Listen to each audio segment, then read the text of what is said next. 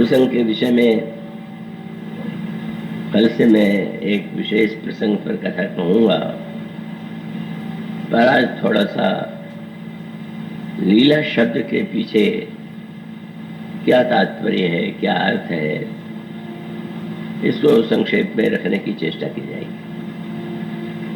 मुझे विश्वास है कि आप आज की भूमिका को बड़ी एकाग्रता तन्मयता से सुनेंगे। संसार में कुछ प्रश्न ऐसे हैं जो अत्यंत महत्वपूर्ण हैं और वे प्रश्न प्रत्येक व्यक्ति के मन में नहीं उठते। इसलिए रामचरितमानस में जो सूत्र दिया गया है कि एक व्यक्ति केवल शरीर से ही स्वस्थ हो, यह आवश्यक नहीं। शरीर की स्वस्थता आवश्यक होते हुए भी हमारे जीवन का जो सर्वांगीण विकास, हमारे यहाँ का जो चिंतन है, उसे समझना आवश्यक है। विकास आज दो बातों पर बड़ा बल दिया जाता है। एक तो जो अभावग्रस्त हैं, गरीब हैं, या उनके लिए एक शब्द है गरीबी की रेखा के नीचे, उस विषय में सावधानी नेताओं के मन में, प्रशासन के मन में आई है, स्वाभाविक है। किंतु केवल दरिद्रता का अर्थ या विकास का अर्थ वो नहीं है जैसा साधारणतया लोग समझ बैठे। इसी वर्ष की बात है, नवंबर में श्री राम दर्शन के नाम से, राम मंदिर के नाम से स्थान की रचना की गई। नानाजी देशमुख ने जो चित्रकूट में एक विशेष प्रयोग किया है, उस संदर्भ में, उस सभा में यो तो प्रधानमंत्री जी अटल बिहारी जी आने वाले थे, लेकिन घुटने के ऑपरेशन के कारण वे नहीं आ सके। उस सभा में जो कुछ वक्ताओं के द्वारा संबोधित किया गया, उसमें एक श्री जॉर्ज फर्नांडिस भी थे, और एक बात उन्होंने उस समय कही। उन्होंने कहा कि किसी व्यक्ति ने संभवतः उत्तर प्रदेश के राज्यपाल ने ये कहा कि अगली शताब्दी भारत की होगी, पर जॉर्ज साहब ने इसमें संदेह प्रकट किया और इसके लिए उन्होंने चीन के आंकड़ों से भारत के आंकड़ों की तुलना की और बताया कि विभिन्न वस्तुओं के उत्पादन में चीन की तुलना में हम बहुत पीछे हैं। ये एक उनका संदेश था कि हमें विकास की यात्रा पूरी करने के लिए बहुत कुछ करना होगा। किंतु मुझे जो उत्तर देना पड़ा, और देना इसलिए पड़ा कि उन्होंने विकास के संदर्भ में जो बात कही थी, वो एक दृष्टि से होते हुए भी, सही होते हुए भी, हमारी जो संस्कृति है, हमारा जो धर्म है, सनातन धर्म की दृष्टि से वह दृष्टि अधूरी है। मैंने उस दिन कहा था और आज भी इसी बात की ओर ध्यान आकृष्ट करूंगा कि अगर विकास का अर्थ यही हो तो जो आज के युग में या समाज में माना जा रहा है, तो आप ये विचार करके देखिए कि जिस समय भगवान श्री राम अवतरित हुए, उस समय सारे विश्व में सबसे अधिक विकसित राष्ट्र कौन था, राज्य कौन था? और अगर विकास की केवल वर्तमान परिभाषा को माने तो सबसे अधिक विकास लंका का हुआ था। विकास की दृष्टि से विचार करके देखें तो जिन वस्तुओं का नाम गोस्वामी जी ने लिया है कि लंका में दिन रात इनकी उन्नति हो रही है, उसे पढ़ करके यह लगना स्वाभाविक है कि जहाँ दसों दिशाओं में उन्नति हो रही हो, उससे बढ़ करके विकसित राष्ट्र कौन होगा। और जहाँ गोस्वामी जी ने लंका का वर्णन किया है, वह उन्होंने जो वस्तुएं गिनाई और जिसमें लंका की उन्नति और विकास की ओर जो शब्द उन्होंने कहे, आपने पढ़ा होगा। उसमें गोस्वामी जी कहते हैं 10 वस्तुओं की उन्नति लंका में निरंतर हो रही है। और वो जो 10 वस्तुएं गिनाई हैं वह है सुख, संपत्ति, सुत, सेन, सहाय, ये प्रताप बल बुद्धि बढ़ाई। लंका में निरंतर सुख की वृद्धि हो रही है, संपत्ति की वृद्धि हो रही है, पुत्रों की संख्या वहां बहुत अधिक है, सैनिकों और वो जो विविध प्रकार के उन्नति के माध्यम में जब वे युद्ध करते हैं तो सर्वदा विजय प्राप्त करते हैं। और लंकाधिपति रावण के प्रताप की चारों ओर धूम है, उसके बलवत्ता, उसके बड़प्पन, उसके शास्त्र ज्ञान की चर्चा चारों ओर व्याप्त है। तो अब उस दृष्टि से अगर विचार करके देखें तो लंका की तुलना में अयोध्या यद्यपि बहुत श्रेष्ठ नगर था, पर वो ऐसा लगता है कि इस कसौटी पर तो लंका का विकास अयोध्या से अधिक हुआ था। पर लंका के इस विकास को हम आदर्श नहीं मानते और उसके चिंतन के पीछे जो दर्शन है वो बड़े महत्व का है।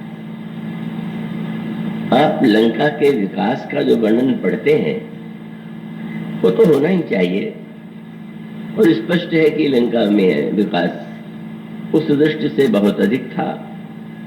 और आप सबको ज्ञात है कि लंका में कुछ ऐसी वस्तुएं भी थीं जो अयोध्या में नहीं थी। जिस पुष्पक विमान की चर्चा आप मानस में पढ़ते हैं वह लंका की था, लंका की वस्तु, लंका में वह विमान था। ऐसा कोई विमान अयोध्या में नहीं था। और भगवान श्री राम को जिस समय युद्ध के बाद विभीषण जी ने उनसे अनुरोध किया कि आप निरंतर युद्ध करते करते थक गए होंगे, आप कुछ दिन तक विश्राम करें, थकान मिटावें, और फिर आप जब अयोध्या की ओर प्रस्थान करेंगे तो हम सबको साथ में लेकर के आप चलेंगे। श्री भरत के आंखों, श्री प्रभु की आंखों में आंसू आ गया। उन्होंने एक कहा कि मित्र, तुम्हारा घर तो मेरा ही घर है, तोड़ फोस गृह मोर सब सत्य विचरण तो तात, पर दशा भरत की सुमिर मोहि निमिष कल्प समझात। ये लंका के वैभव के संदर्भ में भी मुझे तो श्री भरत की याद आ रही है, और यदि मेरे पहुंचने में विलंब हुआ तो निश्चित रूप से वे प्राण का परित्याग कर देंगे। इसलिए आप चाहे तो ऐसा प्रबंध कर सकते हैं कि मैं समय पर अयोध्या पहुंच सकूं। और तब पुष्पक विमान विभीषण जी ने भगवान के सामने प्रस्तुत किया। भगवान श्री राम पुष्पक विमान पर आरूढ़ होकर के जनकनंदिनी सीता और लक्ष्मण के साथ तो जाते ही हैं, पर प्रभु के निकटस्थ जो भक्त या व्यक्ति ऐसे थे जो बड़े व्यग्र थे, श्री अवधि जाने के लिए उन्हें भी साथ में लेते हैं। तो स्पष्ट है कि ऐसा कोई विमान अयोध्या वासियों के पास नहीं था। पर श्री राम के चरित्र की आप कल्पना कीजिए कि वे जब उस विमान से श्री अवध में पहुंच गए तो सहज रूप से भगवान राम उस विमान को पास में रख लेते और विभीषण बड़ी प्रसन्नता से वो भेंट प्रभु को कर देते। और वे यही सोच करके भावुक हो जाते कि प्रभु ने हमें इतना विशाल साम्राज्य दिया है और अगर वे उस पुष्पक विमान को स्वीकार कर लें तो बहुत मेरे लिए गौरव की बात होगी। पर गोस्वामी जी ने लिखा कि श्री राम जो ही विमान से उतरे, उनके मित्र उतर करके खड़े हुए, पहला कार्य श्री राम ने क्या किया? प्रभु ने तुरंत आज्ञा दिया पुष्पक विमान और उसके संचालक को कि आप यहाँ से तत्काल चले जाएं और आप कुबेर के यहाँ स्थानांतरित होकर के वहां निवास करें।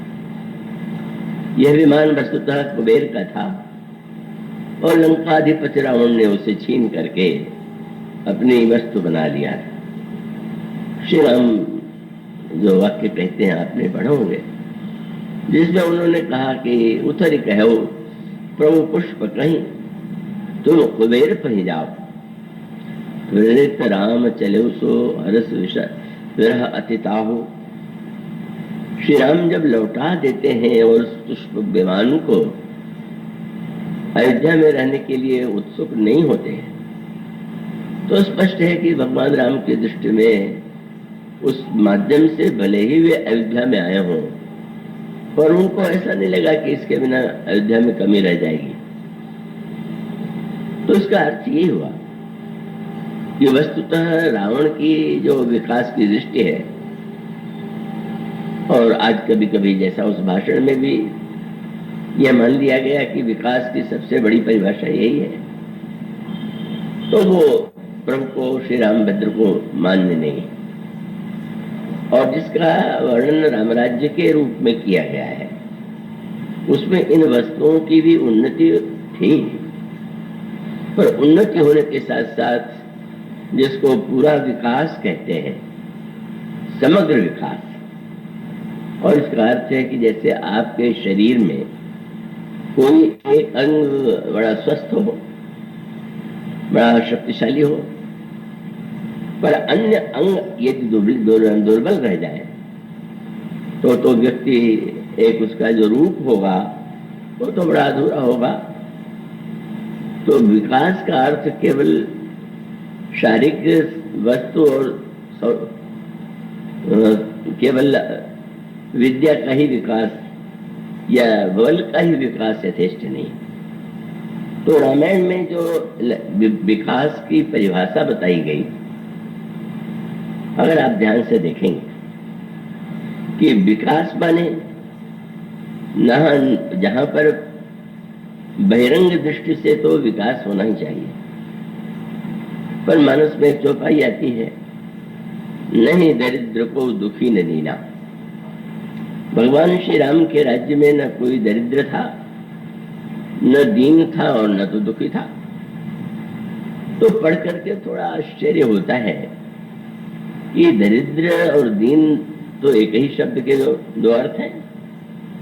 तो ऐसी स्थिति में पहले दरिद्र भी कहा और फिर कहा कि राम राज्य में कोई दीन नहीं था, और दोनों के बीच में एक शब्द उन्होंने और जोड़ा कि राम राज्य में कोई दुखी नहीं था, नहीं दरिद्र को दुखी न दीना।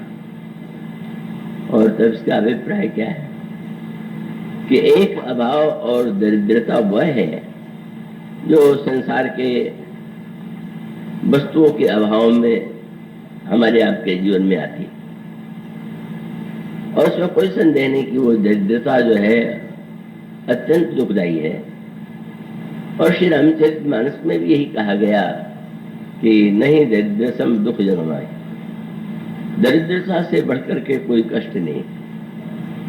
पर दरिद्रता के साथ जो एक दीन शब्द जोड़ दिया गया, उसका तात्पर्य है कि अगर बहिरंग दृष्टि से आप विकसित हैं और आपके परिवार में, आपके भवन में उत्कृष्ट वस्तुएं हैं, तो वो वस्तुएं जीवन के लिए अपेक्षित हो सकती है। पर एक शब्द तो यह है कि क्या ऐसे व्यक्ति भी ये दावा कर सकते हैं कि उनके मन में दीनता नहीं?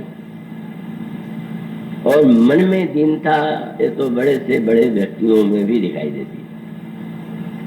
तो ये मनुष्य की जो दीनता है मनुष्य पशु में तो भोजन की आवश्यकता है और भोजन करके वो स्वस्थ हो जाता है, पर मनुष्य के जीवन में जो आवश्यकता है कि उसकी जो दीनता है केवल बाहर ही नहीं, मन में भी दीनता की वृत्ति समाप्त हो जाए।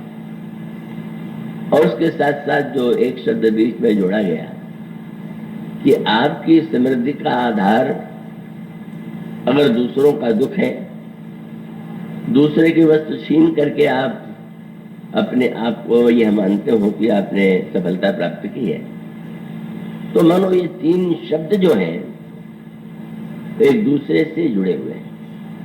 और फिर एक बहुत बढ़िया शब्द और कहा गया, दरिद्र होना चाहिए नहीं होना चाहिए, पर मन की दीनता नहीं होनी चाहिए। और एक शब्द तुलसीदास जी ने ये कहा कि कुछ लोग मन से दीन न हो तो भी एक दीनता उनमें पाई जाती है। और क्या है, उन्होंने कहा ज्ञान रंक नर परम अभागी। जो ज्ञान की दृष्टि से दरिद्र हैं वो भी पूर्ण नहीं, जो मन की दृष्टि से भी दीनता से भरे हुए हैं वो भी वस्तुतः सही अर्थों में विकसित नहीं। और इसका अर्थ ये है कि सही सही विकास की दृष्टि यह है कि मनुष्य का विकास सर्वांगीण हो, प्रत्येक दिशा में हो, लंका की तरह नहीं। इसलिए आप यह विचार करके देखें कि भगवान श्री राम जिस समय अयोध्या का राज छोड़ करके वन की ओर प्रस्थान करते हैं, तो बहिरंग दृष्टि से तो एक बड़ा संकट था। किसी को कोई पद मिलने वाला हो और न मिले, और न मिलने के साथ साथ अगर उसको देश निकाला भी दे दिया जाए तो उसको कितना अधिक क्षोभ होगा। किंतु भगवान श्री राम ने ऐसा माना ही नहीं। उन्होंने कौशल्याम्बा से नहीं कहा कि हमारे पिताजी ने या हमारी माँ कैकेयी ने हमें देश से निकाला, देश से निकाल दिया। उन्होंने माँ कौशल्या से ही कहा, माँ पिताजी ने पहले तो वे यही सोच रहे थे कि वे केवल मुझे युवराज पद पर अधिष्ठित होंगे करेंगे और युवराज भविष्य में राजा होता है, पर पिताजी अब इतने प्रसन्न हो गए हैं, माँ ने कुछ ऐसा उनको प्रेरित किया है कि उन्होंने मुझे सीधे राजा बना दिया। माँ चौंक पड़ी, राजा बना दिया, अभिषेक नहीं हुआ, उत्सव नहीं हुआ, और महाराज ने राजा तो तुम्हें कहाँ का राजा बना दिया। भगवान श्री राम ने कहा, पिता दीन मुझे कानन राजू, पिताजी ने मुझे जंगल का राज्य दिया है। माँ ने आश्चर्य से देखा, जंगल का कोई राज्य होता है क्या? एक देश में जंगल भी एक भाग होता है। तुम ये कहते हो कि तुम्हारे पिताजी ने तुम्हें जंगल का राज्य दिया है, ये तो न समझ में आने वाली बात है। किंतु भगवान श्री राम ने कहा, सच बात तो ये है कि जो अब तक होना चाहिए था वो नहीं हुआ, और पहली बार यह कार्य होने जा रहा है। उस चौपाई के एक वाक्य में ही आप पाएंगे जहां पर भगवान राम ने कहा, पिता दीन मुहि कानन राजू, और अगला वाक्य क्या है, जहां सब भांति मोर बड़ काजू। मां मेरी सबसे अधिक आवश्यकता तो वन में है, राजमहल में नहीं है, नगर और अयोध्या में नहीं है। श्री राम ने जब ये कहा था तो उसका अभिप्राय है कि भगवान श्री राम के जिस विकास और आदर्श को स्थापित करना चाहते थे उसको ये स्वीकार उन्होंने माना कि वो ये मेरे लिए तभी संभव होगा कि जब मैं वन में जाऊं और वन में 14 वर्ष तक निवास करूं। तो भगवान राम ने कोई कविता में जैसी बातें कही जाती हैं वैसा कुछ नहीं था। भगवान श्री राम ने 2-3 ऐसी महत्वपूर्ण घटनाएं जो घटित हुई आगे, वो बड़े महत्व की, और उसमें भविष्य में श्री राम जिस रूप में समाज को विकसित करना चाहते थे, देश को और सारे व्यक्तियों को, उसके लिए उन्होंने विशेष पात्र, विशेष व्यक्तियों को चुना। और उसमें सबसे पहला सूत्र जो है, और बड़े महत्व का है, कि जब प्रभु बन जा रहे थे तो महाराज श्री दशरथ तो इतने व्यग्र थे, वे नहीं चाहते थे कि बन जाए, लेकिन वो बोल नहीं पा रहे थे। तो उन्होंने सुमंत्री जी से कहा कि तुम रथ लेकर जाओ, और उनसे कह रहा कि वो 14 वर्ष के स्थान पर केवल 4 दिन में ही वो मेरी इच्छा पूरी हो जाएगी, प्रतिज्ञा पूरी हो जाएगी, और रथ पर बैठा करके वन में उन्हें घुमाना, और उसके बाद तुम चले आना।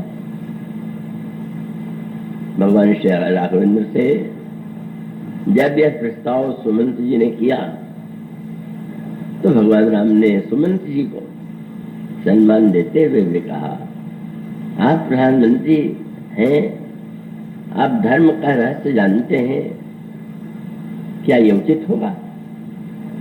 क्या आपको ये लगता है कि मैं पिताजी की आज्ञा का पालन, क्योंकि तर्क यही था कि अगर महाराज दशरथ ने 14 वर्ष के लिए आज्ञा भी दिया, तो आज्ञा तो कभी अपने मुंह से उन्होंने नहीं दिया, केवल महारानी कैकेयी ने कहा और वे चुप रह गए।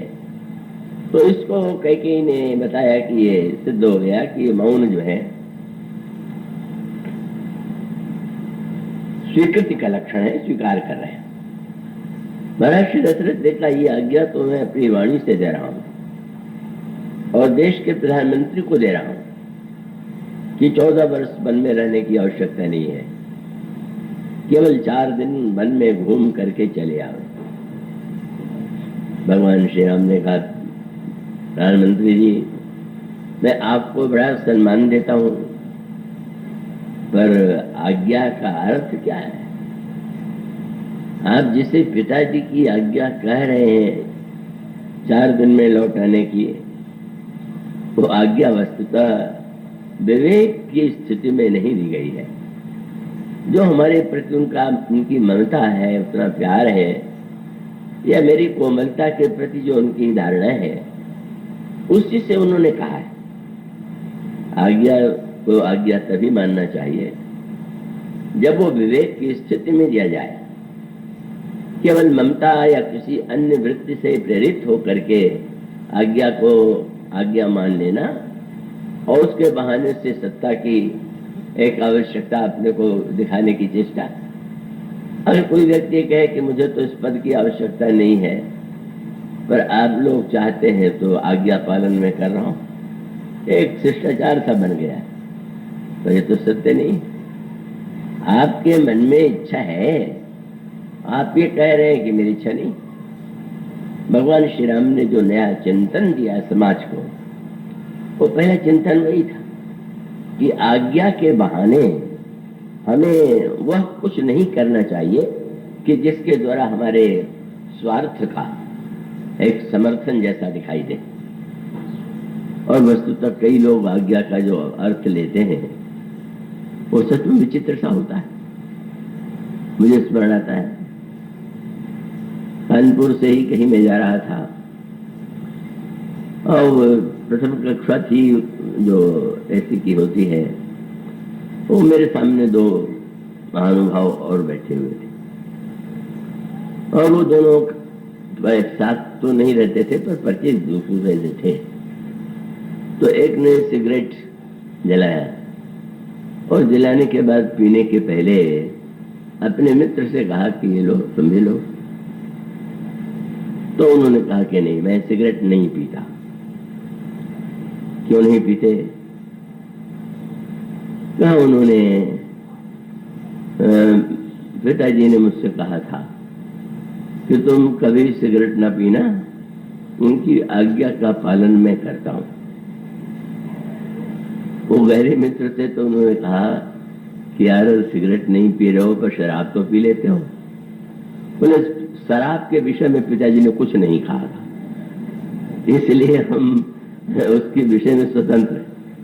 हमारा आज्ञा का अर्थ यही हो, पिताजी ने आज्ञा जो दी उसमें जो हमें पसंद आई और क्या माना बना लिया। पिताजी ने नहीं कहा तो मुझे छूट है। लोगों पर ये छाप पड़ी कि इनमें कोई इच्छा नहीं, और उस व्यक्ति ने इस बहाने से अपनी इच्छा भी पूरी कर लिया।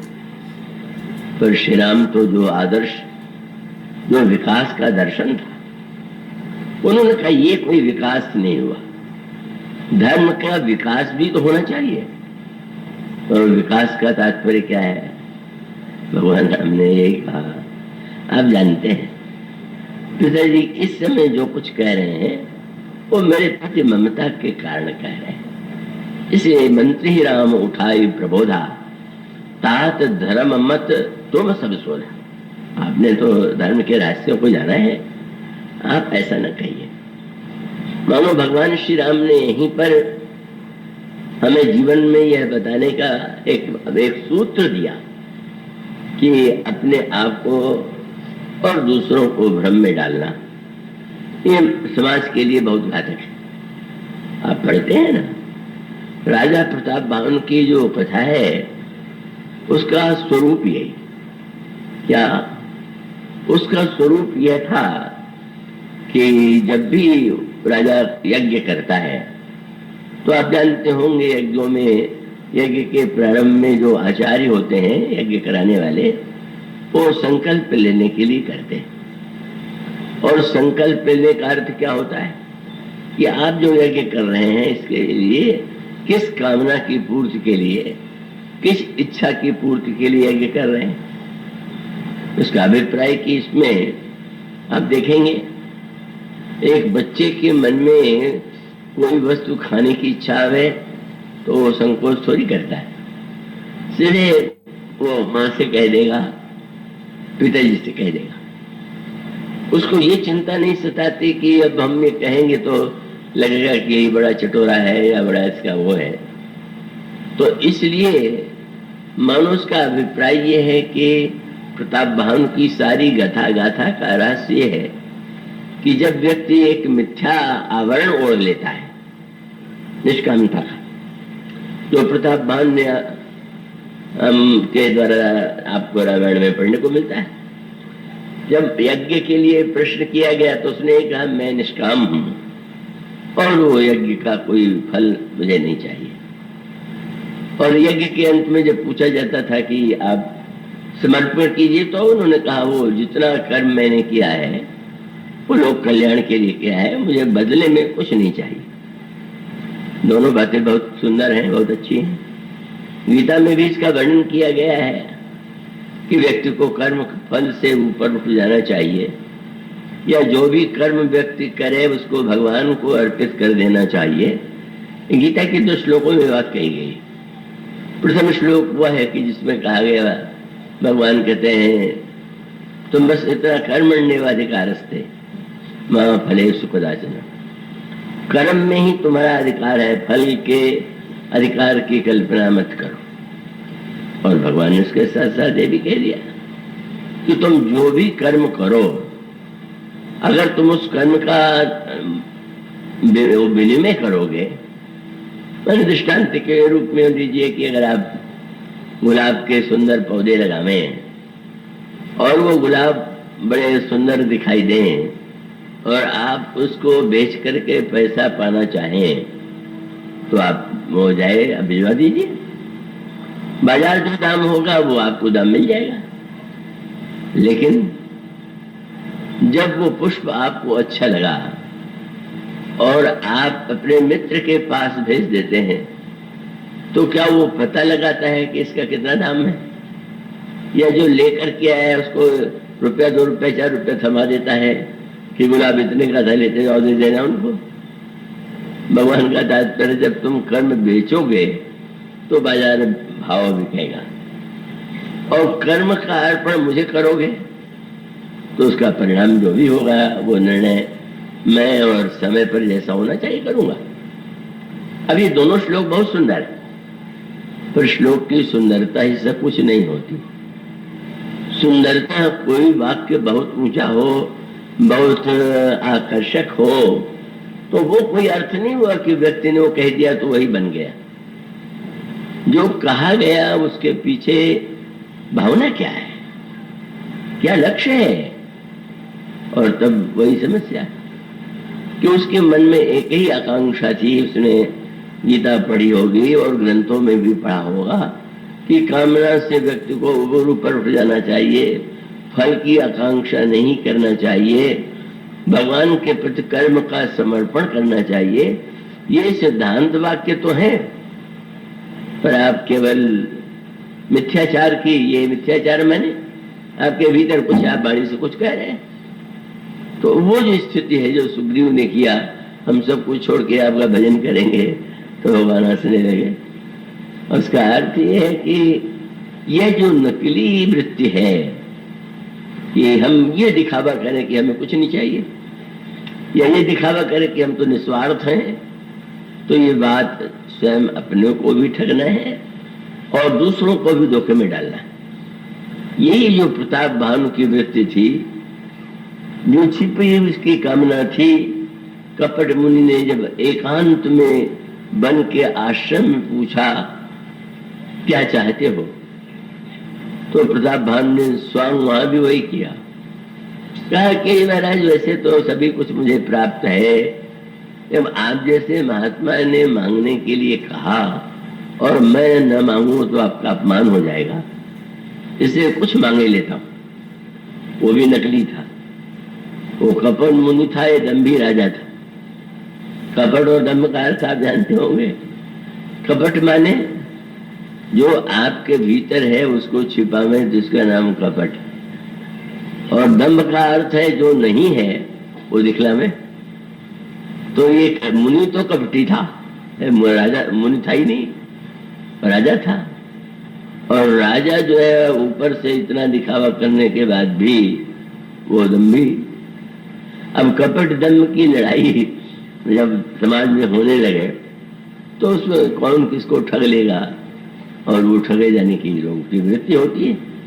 समाचार पत्रों में आता है साधु ने नोट दूना बना करके वो जो कुछ था हड़प करके चला गया। मुझे पढ़ के हंसी आती कि वो साधु का क्यों आप नाम लेते हैं, वैसे थोड़ी साधु हो गया। पर वो ठीक है कि वो दूना नोट लेके, दूना नोट दिखला का लोभ दिखा करके लेके चला गया। पर जो व्यक्ति चाहता था कि दो चार रोटी के बदले में नोट क्षण भर में दूना हो जाए, वो क्या कम ठग था क्या? वो तो दो ठगों की लड़ाई है, उसमें जो बुद्धिमान ज्यादा होता है वो जी जय करता है। इसलिए मुख्य बात यह है कि व्यक्ति जो है अपने को धोखे में न डाले। भगवान राम ने जो पहला आदर्श दिया वन यात्रा के प्रारंभ में, उन्होंने कहा नहीं, पिताजी का आदेश यह जो है ये वास्तविक नहीं है, और सचमुच उन्होंने नहीं आज्ञा को स्वीकार किया। आज्ञा के बहाने से लौट सकते थे कि जब पिताजी ने स्वयं कह दिया कि 4 दिन में लौट जाओ, तो मैं क्या करूं? मैं पिता के भक्त होने के नाते नहीं लौट आया, पर आपने विदा कर दिया। उसके बाद वही श्री राम के चरित्र के और उनके विकास की जो धारणा परिभाषा है वो सामने आती है। सुमंत जी को तो आपने विदा किया और गंगा के किनारे आप जाकर खड़े हो गए। केवट नाव लिए बैठा तो था, पर वो श्री राम को देख करके उठकर खड़ा नहीं हुआ। न तो श्री राम से ये कहा कि आइए आइए, मेरे बड़े भाग्य हैं, आप आइए बैठ जाइए। उसने ये भी नहीं कहा कि कितना बड़ा सौभाग्य है कि आपने सेवा का अवसर दिया। वो स्वामी जी जो बात कहते हैं वो छोटी सी लगती है, पर कितनी बड़ी। आप बड़ा कोई अधिकारी हो, उसको देख करके दूसरा व्यक्ति न उठे तो उसको अपमान लगता है। अब वो केवट होकर के नहीं उठा, इतना नहीं एक और कार्य कर डाला। श्री राम ने कहा कि आप जो है मुझे पार करने के लिए नौका दे आवे, मुझे वन के लिए नौका की आवश्यकता है। पर वो एक नया दृश्य था जो आज से पहले कभी नहीं हुआ था। लोग तो प्रतीक्षा करते थे कि श्री राम कोई आज्ञा दे, पर भगवान श्री राम ने उसको आज्ञा दिया, और देने के बाद भी जो उत्तर मिला वो तो कल्पना से परे था। केवट ने कह दिया मैं नाव नहीं लाऊंगा। कैसे विचित्र विचित्र विचित्र दृश्य है। श्री राम खड़े हैं और बैठा हुआ है, वो कहते नाव ले आओ, कहते मैं ले आऊंगा। प्रभु ने देखा क्या बात है। केवट ने कहा कि मैंने सुना है कि आपके चरण की धूल में कोई ऐसा चमत्कार है कि जो पत्थर को भी नारी बना देता है। तो तुम्हारे पास तो कोई पत्थर नहीं है। तो केवट ने कहा मेरे पास नाव तो है, और पत्थर तो कठोर होता है, लकड़ी उसके तुलना में बहुत कोमल है, और हमारी नाव लकड़ी की ही बनी हुई नहीं है बल्कि न जाने कैसे जल में। तो पत्थर को जब वो नारी बना दिया आपके चरण की धूल ने, तो मेरी नाव भी नारी बन जाएगी। और कितनी बढ़िया बात कही, कितना साज भाव। ये नहीं कहा कि आपका मेरा बड़ा सौभाग्य है, यही कहा कि मेरी समस्या ये है कि इसी नाव के बल पर तो मैं परिवार का पालन करता हूँ। ये वाक्य कहा उसने, कोई उस भाषा का प्रयोग नहीं किया कि आए तो बड़ा सौभाग्य है। तो मुंबई में गया हुआ था, हॉस्पिटल में किसी समय भर्ती होना पड़ा। डॉक्टर मेरे स्नेही थे और उन्होंने हाथ जोड़ के कहा कि आपकी सेवा तो भगवान की सेवा है। पर मेरे साथ जो व्यक्ति थे बड़े विनोदी स्वभाव के थे, उन्होंने ये कहा कि डॉक्टर साहब भगवान होंगे लेकिन आप रोगी मान के दवा दीजिएगा, भगवान मान के मत दीजिएगा। तो उसका अभिप्राय है कि एक बात कही गई। तो केवट ने भगवान से बिल्कुल ही नहीं कहा कि मेरा कितना बड़ा भाग्य है कि आए वो नाव मांग रहे हैं, वो नाव पर बैठाएंगे और पार करेंगे। उसने कहा महाराज मैं क्या करूं, मुनि की समस्या और थी, पत्थर को नारी आपने बना दिया तो उनको बड़ी प्रसन्नता हुई क्योंकि उनको पत्नी फिर से मिल गई। पर मैं तो एक ही पत्नी से परेशान हूं, कहीं आपने एक पत्नी और बना के दे दिया तो आप ये बताइए कि मैं करूंगा तो क्या करूं। तो बोले यही प्रतिपालो सब परिवार, इसी नाव के द्वारा तो मैं सारे परिवार का पालन करता, और नहीं जानो कुछ और कबारू, और नाव चलाना छोड़ के मैं कुछ जानता ही नहीं। और नहीं के साथ साथ कविताली रावण गोस्वामी जी ने कहा महाराज अगर मैं किसी पंडित विद्वान का बेटा होता, हमारे कितना सुंदर वेद पाठ किया विद्यार्थियों ने, पर उसने कहा कि महाराज कोई ब्राह्मण का बेटा तो हो नहीं, यहाँ तो मछली और पात भरी सहरी सकल सुत बारे बारे, केवट की जाति कछु वेद न पढ़ाई हो। अब वेद पाठ के द्वारा तुम्हारी जीविका चलेगी नहीं। आप मेरी नाव को जब नारी बना देंगे तो बाट पर ही मेरी नाव उड़ाई, ये तो कोई आएगा क्यों यहाँ, जब पता चल जाएगा कि नाव ही नहीं रह गई।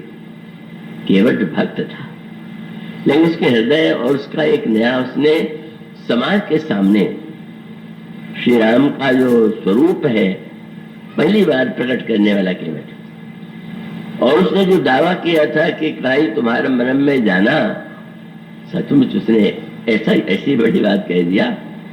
उसने ये कहा कि महाराज मैं क्या कर सकता हूँ, मुझे अपनी नौका को स्त्री बनाना मैं कैसे करूँ, सब परिवार मेरे एक परिवार उतना ही पाल नहीं पाता हूँ, ये नया पत्नी और घरनी लेके जाऊंगा कहाँ। भगवान राम ने सुना और भगवान श्री राम के उस स्वभाव को, शील को, जो जिसके द्वारा अंत में राम राज्य बना, कितना अनोखा। केवट की बात सुन करके लक्ष्मण जी को बड़ा बुरा लगा, ये बड़ा विचित्र निकल रहा, कैसी बात कर रहा। और सीता जी को भी लगा कि ये तो यात्रा का प्रारंभ ही जो है यहीं से शुरू हो गया कि हम नहीं रहेंगे। तो श्री राम ने इतना आनंद लिया। अब वो पढ़ते हैं ना, सुन केवट के बैन प्रेम लपेटे अटपटे। न विद्वानों जैसी उसकी वाणी थी, न वेद मंत्र का उच्चार था, न व्याकरण का ज्ञान था। अटपटे ढंग से उसने श्री राम से बात कही। और भगवान श्री राम ने देखा कि लक्ष्मण जी और सीता जी दोनों बड़े गंभीर हो रहे हैं, तो आप स्वयं तो हंसे ही, इन दोनों की ओर भी देखा, कैसी बढ़िया बात कही है, तुम लोग क्या इसमें आनंद नहीं आ रहा है? आप वो पढ़ते हैं, सुन केवट के बैन प्रेम लपेटे अटपटे बेहसे करुणा ऐन, अकेले नहीं चिते जानकी लखन तो। और उसके बाद तो अब तुमने कह दिया तो उपाय कोई है? हाँ, एक उपाय है, केवल आप नाव पर चढ़ के ही पार जाना चाहे, न जाए तो भी कोई बात नहीं, न जाए तो उसी गांव के आसपास आपकी कुटिया बना देंगे, यही रह जाइएगा। और अगर आपको नाव पर न बैठना हो तो यहाँ से थोड़ी दूर पर एक ऐसा भी स्थान है कि जहाँ कमर तक जल है, पर मगर जिस घाट से ही अगर आपने जाने का और नौका से जाने का निर्णय किया हो तो आपका चरण धोना आवश्यक है अपने परिवार के पालन पोषण के लिए।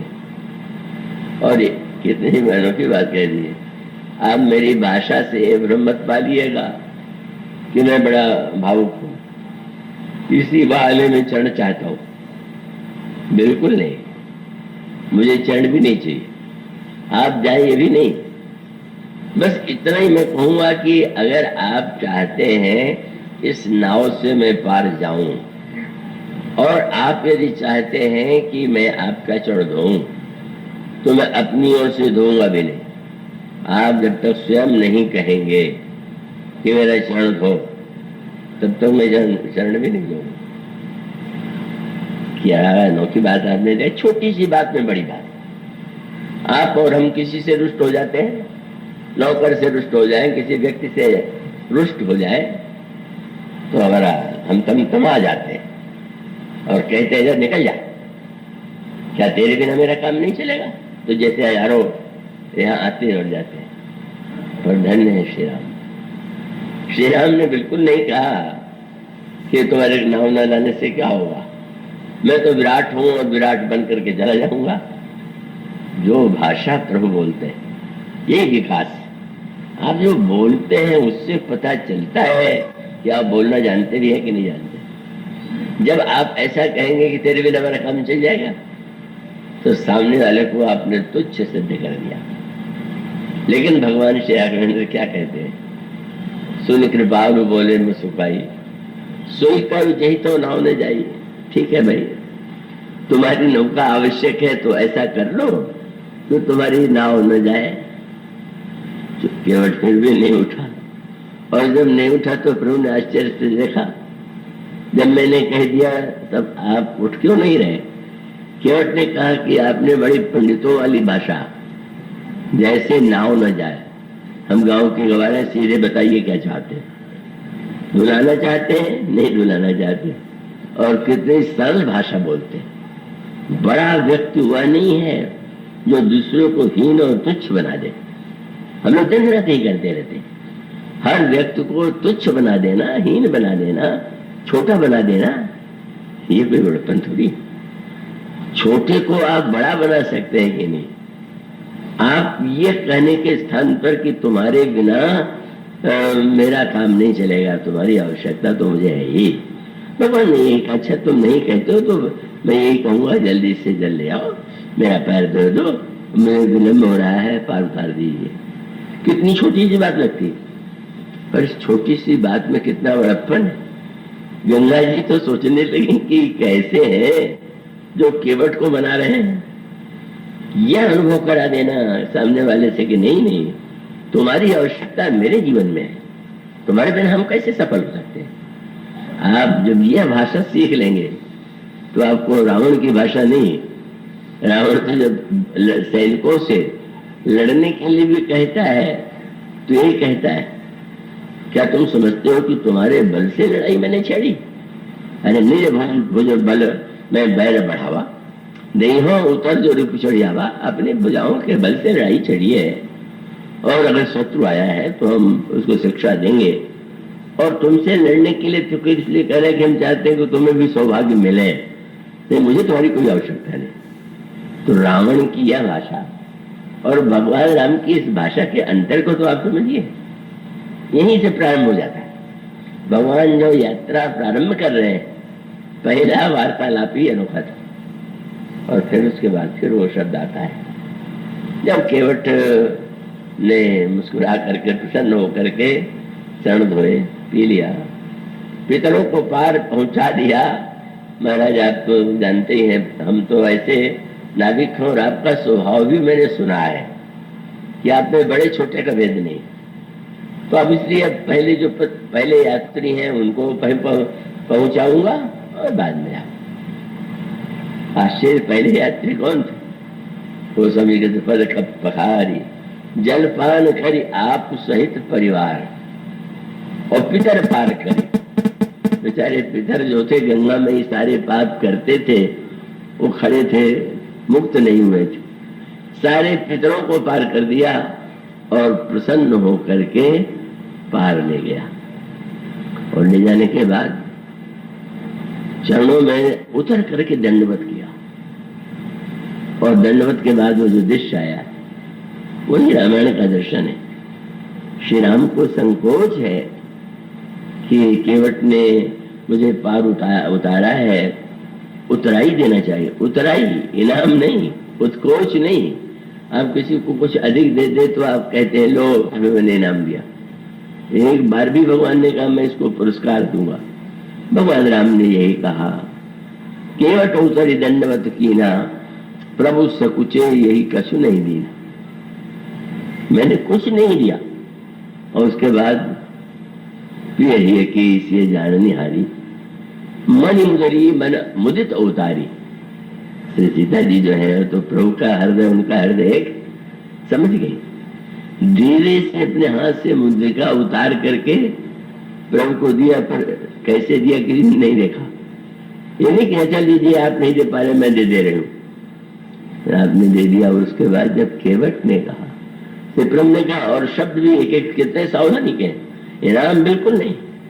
इनाम माने जिसने काम किया उससे ज्यादा आपने दिया। भगवान कहते हैं कि बस प्रभु ने मन मुदरी मन उदित मन मुदित उतारी और कहो कृपालु लेहु उतराई। नहीं उतराई ले लो। उस समय केवट ने जो कुछ कहा वही सही विकास। केवट सबसे नीचे वर्ग का माना जाता था। केवट को लोग ऐसा मान के चलते थे सबसे हीन है। और जो पुनर्जन्मवादी थे वे समझते थे पूर्व जन्म में कोई पाप किया होगा तो अनुशाद बना है। श्री राम क्या करते हैं? विकास माने सचमुच अपना विकास तो सब लोग कर लेते हैं, और जो दूसरे का विकास, और दूसरे के विकास में प्रभु जिस तरह केवट की आंखों में आंसू आ गया। प्रभु मैंने जो कहा था कि आपका मर्म मैं जानता हूं, वो मैं समझ रहा था। आपके स्वभाव को, शील को देख के मैं समझ गया कि आज आपने मुझे मेरे जीवन से निराकृत कर दिया। किसको? नाथ आज मैं काह न पावा मिटे दोष। लोग समझते थे कि पूर्व जन्म में कोई दोष पाप किया होगा तो निषाद होना पड़ा।